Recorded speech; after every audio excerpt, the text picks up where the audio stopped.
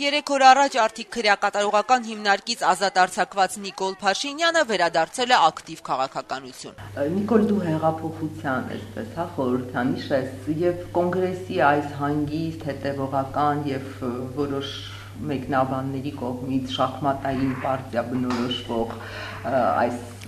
դանդաղ ընթացքին ինչպես ես վերաբերվում։ Գիտեք, ես միշտ ասել եմ, որ հեղափոխությունը իրադարձություն չի, հեղափոխությունը process է։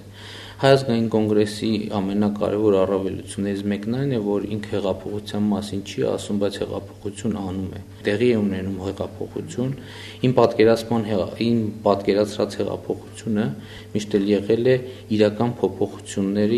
փոփոխությունները մարդկանց գիտակցության եւ վարքի մեջ։ Ինձ համար հեղափոխությունը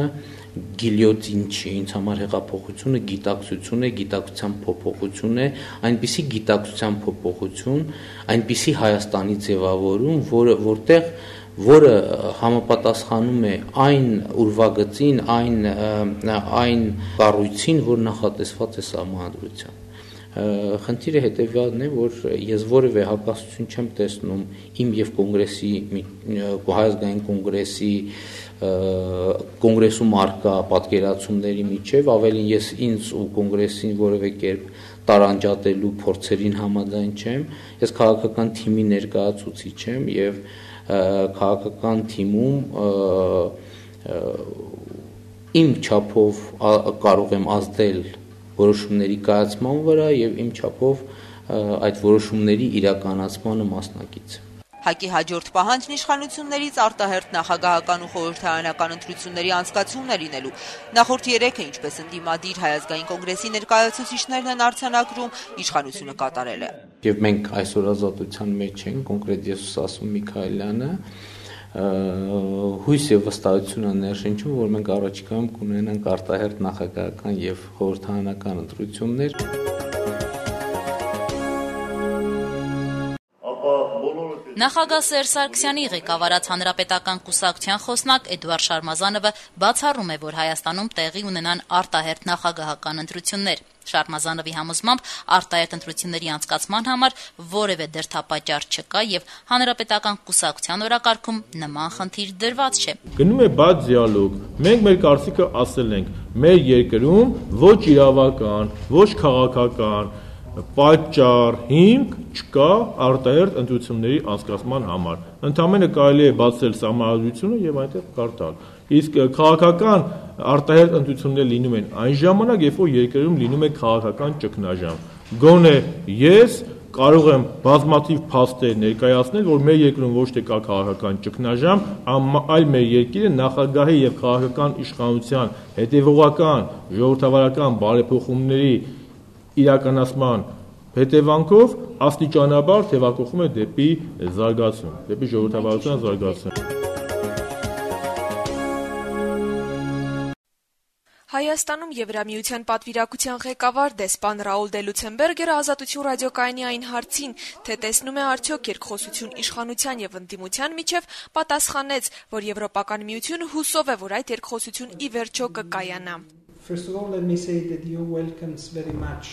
Նախ եւ առաջ թույլ տվեք ասել, որ Եվրամիությունը ողջունում է ազգային ժողովի կողմից համաներման մասին որոշման ընդունումը, որն առաջարկել էր նախագահ Սերժ Սարգսյանը։ Մենք հավատում ենք, որ այս որոշումը թույլ կտա Հայաստանին փակել մարտի 1-յան իրադարձությունների էջը։ Մենք նաեւ հավատում ենք, որ սա բավականին դրական քաղաքական զարգացում է, որը համընկնում է 2008-ի մարտի իրադարձություններից անմիջապես հետո ձևակերպված եւ բազմիցս ներկայացված Եվրամիության պահանջներից մեկի հետ։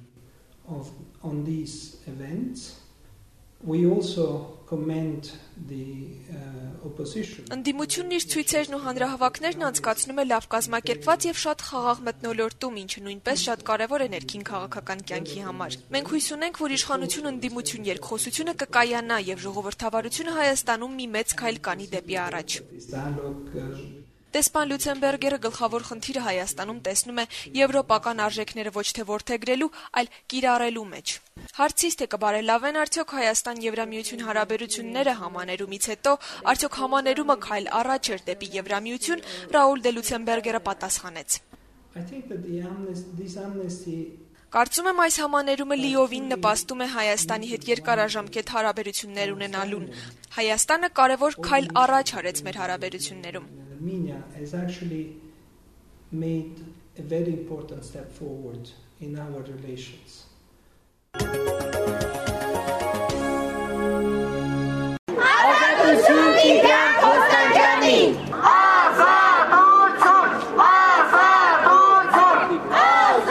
Արդեն 20 օր է ինչ Նուբարաշեն քրեակատարողական հիմնարկում կալանքի տակ գտնվող Տիգրան Փոստանջյանը հացադուլի մեջ է եւ նրա կողմնակիցները, ովքեր այսօր բողոքի ակցիա են կազմակերպել Արաբկիր եւ Քանաքեր Զեյթուն ընդհանուր իրավասության դատարանի շենքի դիմաց, պնդում էին, որ Փոստանջյանի կալանքն ապօրինի է, քանի որ Հայաստանի քրեական օրենսգրքում օրերս կատարված փոփոխության արդյունքում վերջինիս նկատմամբ առաջադրված մեղադրանքը ուժը կորցրած է ճանաչվել։ Տիգրան Փոստանջյանի նկատմամբ հիշեցնենք մեղադրանք էր առաջադրվել ՀՀ քրեական օրենսգրքի 31-11 հոդվածի առաջին մասի հատկանիշներով հանրային ծառայողի կողմից ապօրինի վարձատրություն ստանալը եւ քրեական օրենսգրքի 31-11 հոդվածի 3-րդ մասի 4-րդ կետով պաշտոնատար անձ չհանդիսացող հանրային ծառայողի կողմից կրկին անգամ ապօրինի վարձատրություն ստանալու համար։ Ըստ Զարուհի Փոստանջյանի, օրենքի հիշյալ փոփոխությունից հետո պետք է Տիգրան Փոստանջյանին կալանքից անհապաղ ազատ արձակելու մասին որոշում ընդունեին, ինչի առնչությամբ վերջինիս փաստաբանը հանդես է եկել դատավոր Արթուր Մկրտչյանին ուղղված համապատասխան միջնորդությամբ։ Սակայն դատավորը մինչ այս պահը այդ միջնորդությանը չի անդրադարձել եւ ապօրինի պահում են նրան կալանքի տակ։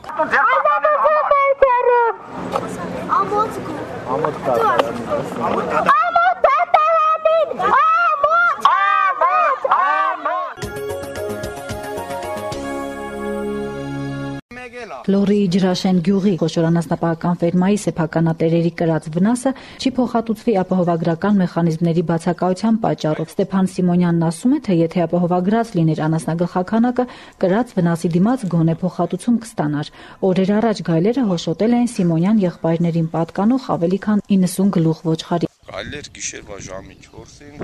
շեներ հաճածին, ես մեղի մորս հետ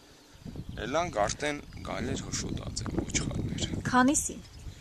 90 քանի հատ տեղում սատկած էին, դրանից հետո մի քանիսն էլ սատկան, հələ վիավորներն էլ կա։ Հիմա ընդհանուր որ հաշվում եք, քանի եւ 100 հատ արդեն սատկեր է, մի քանի հատ էլ վիավոր կա։ Որ դուրս եկա շատ մութ էր։ Մենակ շոկնի տեսա, որ այն շտի վրայով թռան։ Քանիսն էին։ 2 հատ իմ տեսի։ Մնացած էլ չեմ։ Արդեն հոշոտուկ է, սաղ ճղած։ Ադամների բանից չի կարել, էլի թունավոր է, հա, միսը։ Թունավոր չէ, բայց թե էլ ինչ, մի 2 հատ չէր, որ մորտ էին, 10 հատ չէր։ 100 հատնի մինչև հանինք, մինչև ջոգինք, մակրինք, արդեն միսնի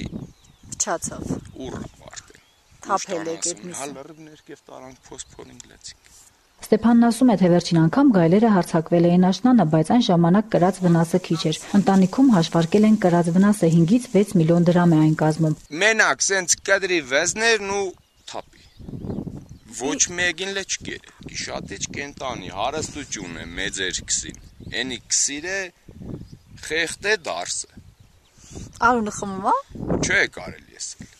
Այդ պայն ինչ ընկավ բերան էդ եկու դե ու վсё։ Գյուղացիներն ասում են, թե գյուղացուն հարկավոր է աջակցել ապահովագրական մեխանիզմների ու անտոկոս վարկերի միջոցով։ Մինչդեռ ապահովագրության մասին առայժմ միայն խոսակցություններ են գնում, իսկ վարկերի հատկացումն էլ թեկուզ արդեն սահմանված 10% տոկոսադրույքի սահմաններում գյուղացուն ձեռնտու չէ։ Ես իմ ինչ-որ մի բանով օգնի կամ ինչ-որ մի բան տա միջև ասենք վարկով տոկոս չլինի, որ ասենք 10 տարվա ընթացքում ես նորից վերակայնեմ ինչ-որ մի բաներ կադարվի, հիմա արդեն ոնց ասած